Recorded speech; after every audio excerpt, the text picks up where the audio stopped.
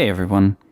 A few days ago we released OpenTofu 1.7.0-alpha1 and we need your help testing it. As this is an alpha release, please do not test it on a production system.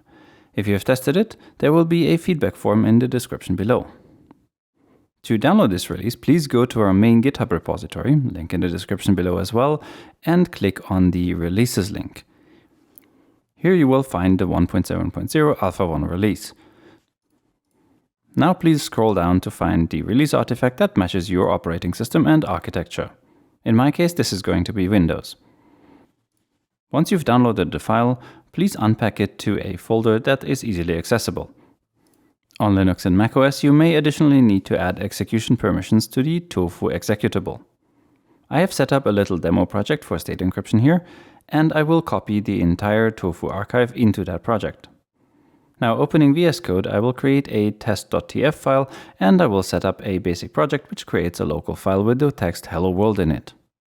If I now init and apply with tofu as before, it will create the test.txt file and the state will be unencrypted, so nothing changed there.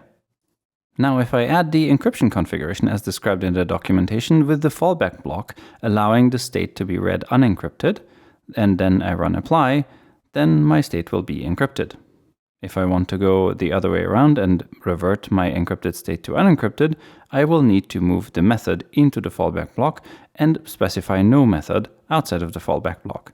If I run apply again, my state will now be unencrypted. If you have access to an AWS account, you can also use the AWS KMS with the encryption system. More key providers will be coming in the future. Please check the documentation for description on how to configure this. Now let's jump over to the remove block. This block is useful if you want to one-time create a resource in your cloud setup and then remove it from your configuration but still keep the resource you created. For example, you could create a VM and then remove it from your configuration, but the VM will still be there. For this test setup, I'm again creating a local test file and then I'm going to run apply. No surprise here, the apply creates the test file. If I now remove the test file from my configuration, of course Tofu wants to remove it from the disk as well, but that is not my intention.